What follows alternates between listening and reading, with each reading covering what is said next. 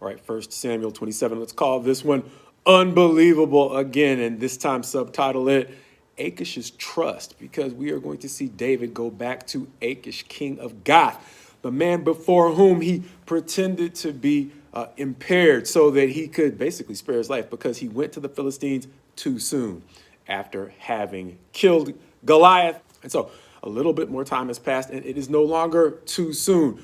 But it's still not an ideal situation. It is simply the best of a bad set of options, understanding that David has now spared Saul again, but he does not believe that Saul is going to quit, probably for good reason. And he's going to say that instead of simply fleeing from Saul until he is finally able to catch up with me, let me just go to the Philistines and take my chances there. My paraphrase, of course, but it's essentially what happens when he goes to Gath, to Achish, and Achish actually this time is going to provide him shelter.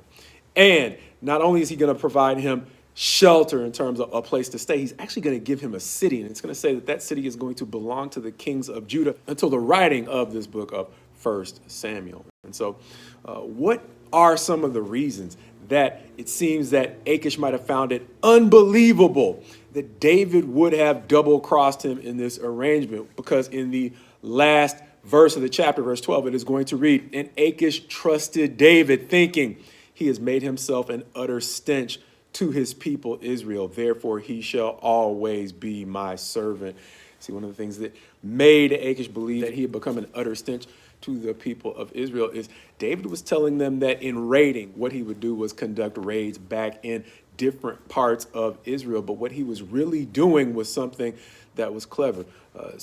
Because God held Saul accountable for exterminating the Gibeonites, understanding that Israel had made a promise to preserve them alive, even though they were supposed to be basically driven out with the rest of the people of the land during the original conquest of the land of Canaan. But because they made the promise, it was off limits to kill the Gibeonites. Saul did it anyway.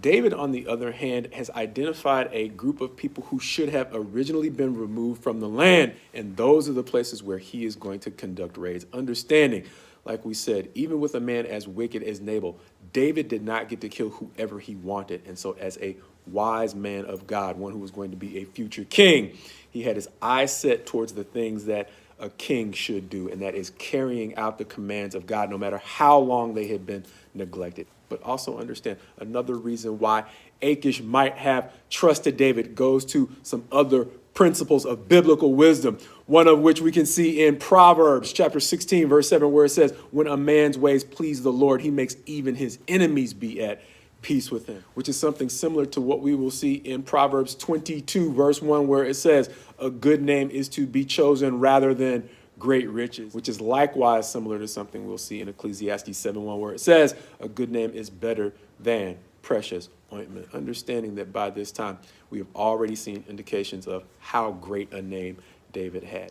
And when you combine a great reputation with the favor of God, then you may have what we see here, a man who is even able to gain the trust of his enemies. But it creates this dilemma. David, under pressure, under life or death pressure, is doing things that will now compromise his integrity and his reputation if they are found out. And eventually God promises that your deeds, things done in the dark, will be found out. And so the question for David is, what is he going to do once he is no longer under the threat of death to repair the damage that can be done? When you take a great reputation and you damage it with lies, even lies told under stress, which is one of the lasting lessons we might be able to take with us in situations where we find ourselves in a tight.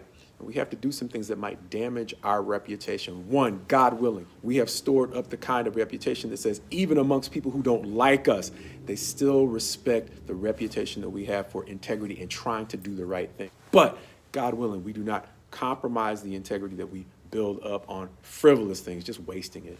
But if we are put in situations where we do things that compromise our integrity, we have an eye towards making it right, because you never know the next time. Like David, you will need credit based upon the credibility you've built up in your ethical bank account.